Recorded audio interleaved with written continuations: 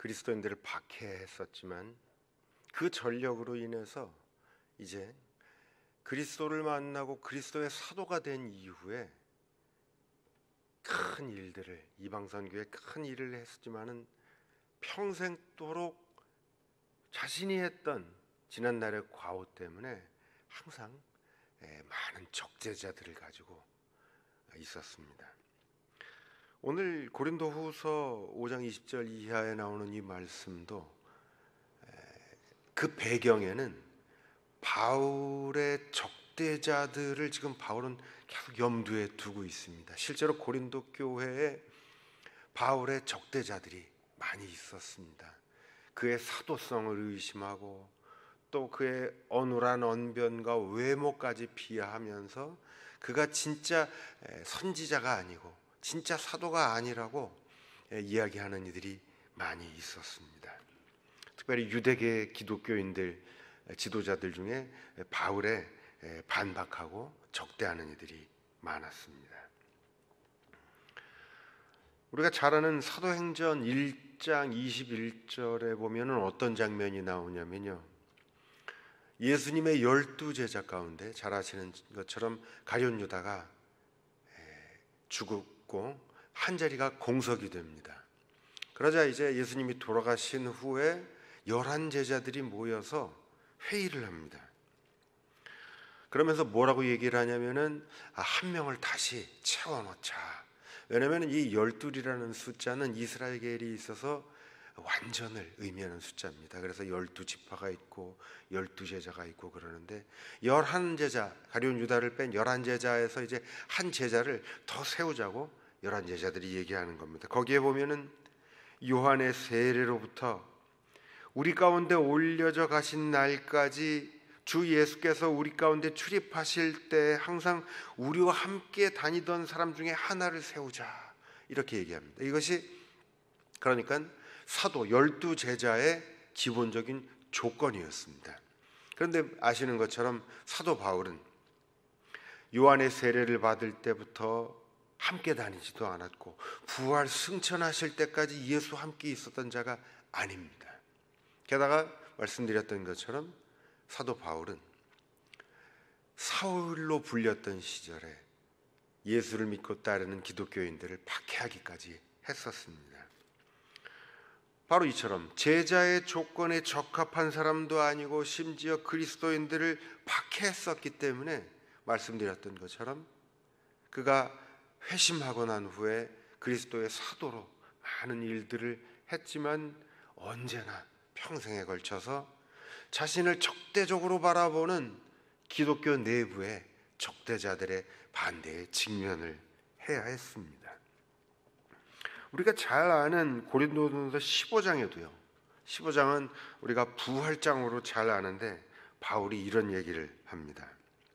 예수님께서 우리를 죄를 위해서 죽으시고 장사 지낸 바 되셨다가 성경대로 사흘 만에 다시 살아나시고 제일 먼저 게바 베드로에게 보이시고 후에 12제자에게 보이시고 그 후에 500여 형제에게 일시에 보이셨고 그 중에 대다수는 지금도 살아있고 잠들었는데 그 후에 주의 형제인 야고보에게도 보이셨고 그 후에 모든 사도에게 다 보이시고 맨 마지막에 만삭되어 나지 못한 나에게도 보이셨다.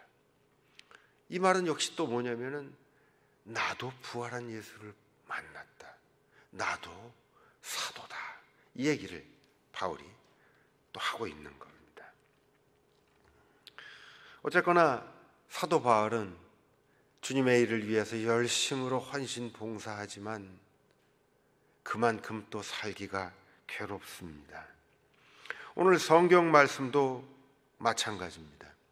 오늘 성경 말씀의 배경이 된 상황도 고린도 교회에서 그를 적대하는 기독교인들이 많았기 때문입니다. 그래서 에베소에 머물고 있던 바울은 심지어 자신의 동역자인 디도를 고린도에 파견시키기도 했습니다. 그래서 상황을 무마시키고 자신을 잘 변호해 줄 것을 디도에게 또 부탁하기도 했습니다. 이처럼 생각만 해도 골치가 치근치근 아프고 쉽지 않은 상황. 그런데 바울이 지금 오늘 본문에서 이렇게 얘기합니다. 하나님의 은혜를 헛되이 받지 말라. 보라, 지금은 은혜 받을 만한 때요. 보라, 지금은 구원의 날이라. 이 패러독스한, 이 역설적인 바울의 이 말을 어떻게 이해해야 될까요? 외적으로 봤을 때 바울은 지금 위기 상황입니다. 그가 많은 일들을, 소아시아 지역을 선교에 나서서 많은 일들을 했지만 지금 그는 고린도에서 자신의 적대자들의 직면에 있는 상황입니다. 그래서 오늘 목사님 읽어주신 본문에도 보면은 많이 견디는 것과 환난과 궁핍, 고난, 매맞음, 갇힘, 난동, 수고, 자지 못함, 먹지 못함, 이 모든 고난을 지금 바울이 겪고 있다고 이야기하는 겁니다. 그런데 바울은 놀랍게도 보라, 지금은 은혜 받을 만한 때요, 지금은 구원의 날이로다, 이렇게 말합니다. 도대체 바울의 이 확신의 근거는 어디에 있는 것일까요? 아무리 눈을 씻고 봐도 바울은 지금 이런 얘기를 할 상황이 아닙니다. 전통적으로 기독교 내에서는 소위 신앙의 확신이라고 하는, 확신의 근거라고 하는 중요한 테마가 있었습니다. 무슨 말이냐? 우리가 하나님이 나와 함께 하시는 이 신앙의 확신의 그 근거가 어딨냐는 겁니다.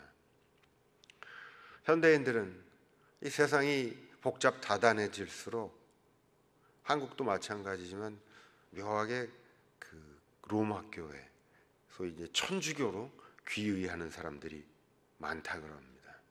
한국 사회에서 개신교가 요사이 많이 비판의 대상이 되면서 개신교 인구가 많이 줄었습니다만은 로마 교회, 가톨릭 교회는 그렇게 많이 줄지 않는 것으로 나타나고, 심지어 어떤 조사에는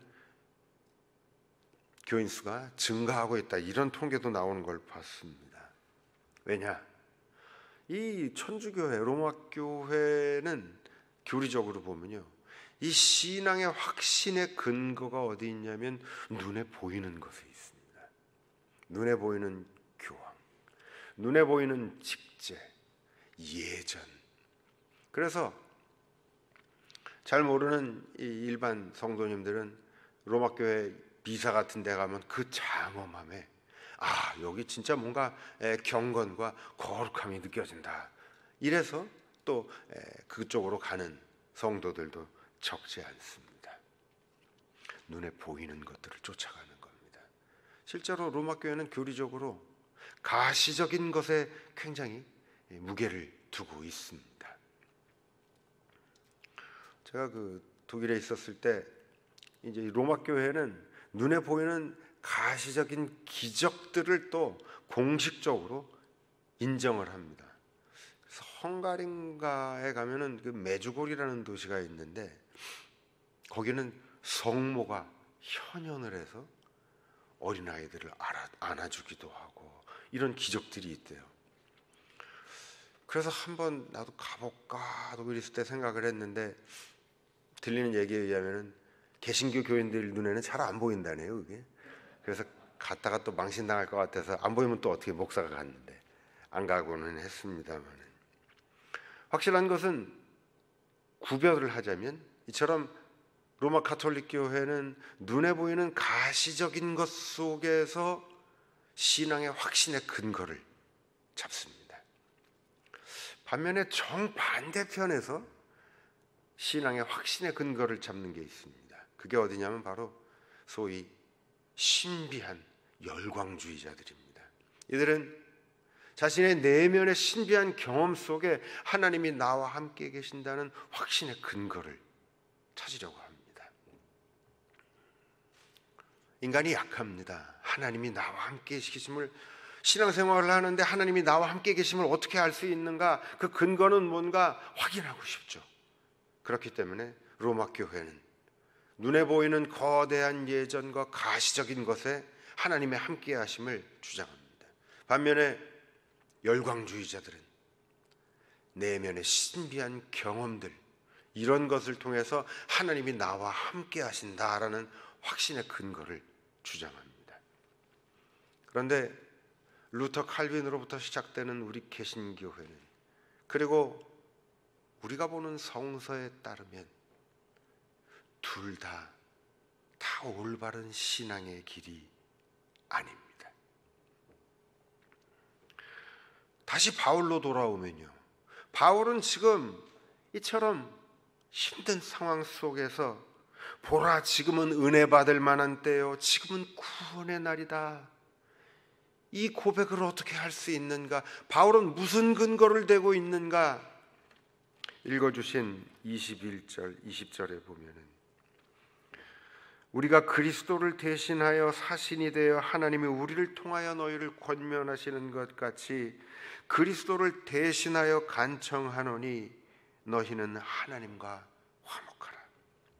하나님이 죄를 알지도 못하신 이를 우리를 대신하여 죄로 삼으신 것은 우리로 하여금 그 안에서 하나님의 의가 되게 하려 하심이라. 바울이 지금 이 어려운 상황 속에서도 지금은 구원의 때고 은혜의 시기다라고 담대히 말할 수 있는 근거는 무엇인가? 그것은 바로 예수 그리스도였습니다. 더 구체적이고 정확히 얘기를 해볼까요? 예수 그리스도는, 복음서가 전하는 예수 그리스도는 고난받는 주의 종이었습니다.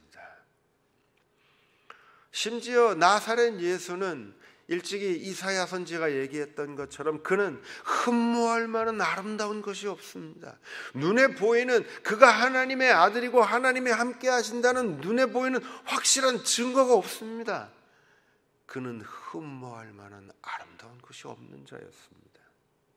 그리고 심지어 그는 유대인들에 의해서 결국 살해당해 버리고 마는 참으로 무력한 자였습니다. 심지어 나사렛 예수 자신도 복음서에 의하면 죽어가면서 절망합니다. 엘리 엘리 라마 사박다니, 나의 하나님 나의 하나님 왜 나를 버리십니까? 나사렛 예수, 인간적으로 본인 자신도 하나님이 나와 함께 하시지 않는구나, 나를 떠나셨구나 절망했습니다. 이것이 복음서가 전하는 나사렛 예수의 인간적인 모습입니다. 그러나 이야기는 거기서 끝나지 않았습니다. 하나님은 그를 홀로 내버려 두신 것이 아니었습니다. 하나님은 그와 십자가의 죽음에까지 함께 하시며 결국 그를 죽였던 죽음의 세력을 몰아내시고 그를 다시 살려내셨습니다. 사도 바울이 지금 고통스러운 자신의 상황 앞에서 보라, 지금은 은혜의 때이고 지금은 구원의 날이라고 담대히 선포할 수 있는 이유가 어딘가? 바로 고통받던 나사렛 예수 때문이었습니다. 가시적으로 눈에 보이는 것으로 봤을 때는 하나님이 함께 하신다는 아무런 확실의 증거도 없는 듯 보였지만, 그래서 심지어 나사렛 예수 자신도 절망에 빠진 듯 보였지만 하나님이 그를 다시 살리시고 그를 홀로 내버려 두지 않았다는 이 믿음, 예수 그리스도에게 보여지는 하나님의 이 약속, 그것이 지금 바울로 하여금 자신의 아픔과 고난을 이겨내게 만들고 있는 것입니다. 그렇기 때문에 바울은 이 고통스러운 상황 속에 예수 그리스도를 떠올립니다. 그의 고난과 그의 아픔과, 그러나 그를 다시 살리신 하나님의 은혜를 떠올리는 겁니다. 그렇기 때문에 그는 지금 고통 가운데서 말합니다. 지금은 은혜 받을 때요, 구원의 날이라. 성서가 보도하는 하나님은 이처럼 고난 속에 함께 하시는 하나님입니다. 물론 우리가 쉽게 생각할 수 있습니다. 아주 단도직입적으로 하나님이 아예 세상을 아예 아름다운 곳으로 만드시고 우리에게 실패와 아픔을 안 주시면 되지 왜? 이런 질문을 사실은 많이 해보셨을 겁니다. 그러나 여러분 잘 생각하십시오. 그 질문은 신앙의 질문이 아닙니다. 무슨 말이냐? 그 질문은 우리가 머리로 해야 하는 질문입니다. 실제로 이것이 바로 철학자들의 하나님이고, 그래서 철학자들이 머리로 열심히 쫓아다니는 사람들은 하나님을 믿지 못합니다. 왜? 이 세상에는 아직도 많은 부조리와 죄악이 관영한데 신이 어디 있는가? 코로나가 이처럼 많은 사람들을 괴롭히고 있는 지금 하나님이 무슨 의미가 있는가? 머리로 생각하면 그렇습니다. 그런데 여러분, 바로 여기에 우리 신앙의 기준이 어딘가를 봐야 됩니다. 우리의 신앙의 기준은 머리가 아닙니다. 그러면 어디입니까? 바로 성서입니다. 우리의 머리는 하나님이라면, 신이라면 이러이러해야 돼라고 머리는 얘기합니다. 그러나 우리 신앙의 기준은 머리가 아니라 성서입니다. 성서는 어떤 하나님을 보도하는가? 처음부터 끝까지 고난받고 아파하는 이들을 찾아오셔서 그들과 함께 하시고 그들을 일으키시는 분, 그가 바로 성서가 보도하는 하나님입니다. 하지만 우리는 항상 머리로 꿈꿉니다. 야, 우리가 믿는 하나님이 우리가 머리가 꿈꾸는 것처럼요, 가장 강하고 우리에게 가장 좋은 것만 주시고 이 세상에 악은 하나도 없게 하시고 내 삶에 실패와 아픔은 하나도 없이 해주시는 분이면 얼마나 좋을까. 그래서 우리는 항상 우리 머리로 생각할 때 가장 좋은 것, 최고 최상 최대의 개념을 항상 우리 하나님에게 투사시킵니다. 이것은 우리 머리가 만드는 신의 모습입니다. 다시 말씀드리지만, 그러나 우리 신앙의 기준은 머리가 아닙니다. 우리 신앙의 기준은 성서입니다. 성서는 창세기에서부터 아브라함을 찾아오셔서 그와 함께 방황하시고, 종살이하던 이집트의 노예들을 찾아가셔서 그들과 함께 광야에서 살아가시고, 왕국을 이룩한 후에는 그들과 함께 하시지만 그들을 책망하시며, 바벨론으로 쫓겨가서 쫄달 망한 후에도 함께 하시고, 그 후에는 아예 한 인간 나사렛 예수를 찾아오셔서 그의 죽음에까지 함께 하셨다가 그를 다시 살리시는 하나님, 이것이 바로 성서가 보도하는 하나님입니다.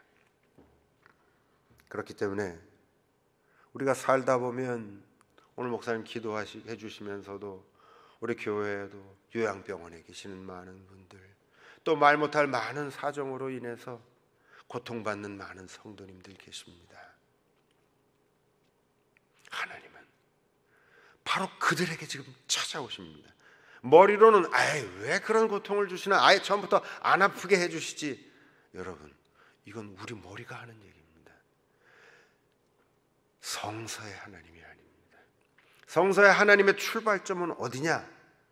그런 그들을 찾아오시는 하나님, 여기가 바로 성서가 보도하는 하나님의 첫걸음입니다. 첫 모습입니다. 걱정 없는 사람이 어디 있겠습니까? 우리 권사님들, 집사님들 다 생각하면 집안에 작게 크게 나름 다 걱정거리가 있습니다. 우리가 잘 아는 얘기가 있죠. 아들이 둘이 있는데 하나는 우산장수고 하나는 집신장수래요. 비가 오면 우산장수 아들을 생각하면은 참 좋은데 집신장수 아들을 생각하니까 마음이 아파요. 걱정이 태산입니다. 그러다 해가 쨍쨍 나니까 이제는 또 우산장수 아들이 걱정입니다. 근데 요새는요, 그런 얘기하면은 걱정하지 말라 그래요. 그게 바로 소위 전문 용어로 분산 투자라는 겁니다. 한쪽에만 투자를 해놓으면 불안한 거예요. 그래서 이쪽도 해놓고 반대쪽도 해놔야 이쪽이 잘 되기도 하고 저쪽이 더 잘 되기도 하고 그런 겁니다. 사랑하는 여러분, 여러분들도 알게 모르게 마음속에 큰 고민을 하시건 다 갖고 살아갈 겁니다. 그것이 배우자의 문제일 수도 있고 자녀의 문제일 수도 있고 내 진로의 문제일 수도 있고 다양한 문제들을 가지고 살아갑니다. 그러나 고난받고 다시 사셨던 예수 그리스도를 항상 기억하시기 바랍니다. 하나님은 그를 홀로 내버려 두지 않으셨습니다. 심지어 나사렛 예수 스스로가 나의 하나님 왜 나를 버리십니까? 절망했지만 그 순간에도 하나님은 그와 함께 계셨습니다. 바로 그랬기에 지금 고통받는 사도 바울은 보라, 지금은 은혜 받을 만한 때요, 구원의 시간이다 이야기하고 있는 겁니다. 사랑하는 성도 여러분, 전부 저를 따라서 한번 말씀해 보시기 바랍니다. 보라, 지금은 은혜를 받을 만한 때요, 보라, 지금은 구원의 날이로다. 사랑하는 여러분, 하나님은 어떤 상황에서도 우리를 홀로 내버려 두시지 않습니다. 죽었던 나사렛 예수를 다시 살리셨던 것처럼, 저 바울을 크게 들어쓰셨던 것처럼 오늘 우리와도 함께 계십니다. 돈이 없어서 걱정이십니까? 건강 때문에 걱정이십니까? 걱정해야죠. 그리고 해결책을 찾아야죠. 그러나 하나님이 나와 함께 계심을 굳게 믿으시기 바랍니다. 그가 우리를 다시 일어서게 하실 것입니다. 그가 우리로 하여금 성공하게 만들어 주실 것입니다. 그가 우리로 하여금 차고 넘치게 축복해 주실 것입니다. 그런데요, 그렇게 해서 성공하고 그렇게 해서 일어나시거든요. 그렇게 해서 얻어진 그 결과물들의 종이 되지 말기 바랍니다. 헌금 생활도 열심히 하시고 봉사도 열심히 하셔야 됩니다. 왜요? 하나님이 주신 것들이거든요. 하나님의 은혜로 성공하고 다시 일어나고 난 후에는 우리는 제사보다 제밥에 더 관심을 갖는 분들이 많습니다. 신앙생활 하다 보면 우리 원미동교회는 그런 분들 별로 안 계시지만 입으로만 신앙생활 하는 분들도 적잖게 있습니다. 말씀하는 거 들어보면 속된 말로 뭐 간이라도 빼줄 것처럼 얘기를 합니다. 제가 독일 목회할 때도 처음에 이제 부임을 딱 했는데 그 재정 장로님이 딱 와서 하는 얘기가, 목사님한테 매주 회계 보고 안 하면 안 됩니까? 그러는 거예요. 깜짝 놀랐죠. 무슨 얘기입니까? 그랬더니 제가 그것 때문에 몇 달 싸웠어요, 재정 장로님하고. 근데 거기는 이제 또 상황이 살기들이 많이 힘드니까 헌금 생활이 제대로 안 되는 거예요. 그러니까 이제 교회를 어쨌거나 대표하는 장로님 입장에서는 처음 온 담임 목회자한테 그런 모습을 또 보여주고 싶지는 않은 거죠. 그러면서 아이고 그거 안 보시고 그냥 목회만 전념해 주시면 안 됩니까? 그러시더라고요. 장로님, 헌금 생활도 신앙생활의 큰 일부분입니다. 신앙생활 입으로는 열심히 하는데 실제로는 물질의 종으로 살아가는 분들이 많이 있습니다. 정말 하나님의 은혜로 다시 일어서고 성공하고 행복하게 살고 있다면 그렇게 해서든 결과물들로부터 자유로울 수 있어야 됩니다. 그리고 그를 또 이전의 나처럼 힘든 이들을 위해서 함께 나눌 수 있어야 됩니다. 바라기는 우리 원미동교회 성도님들 어떤 상황에서도 그리스도와 함께 하셨던 그 하나님이 오늘 나와 함께 하심을 잊지 마시기 바랍니다. 그리고 다시 일어서시고 다시 행복해지시고 다시 성공하셔서 또 교회를 위해서 크게 헌신 봉사하시는 여러분들 되시기를 주님의 이름으로 축원합니다.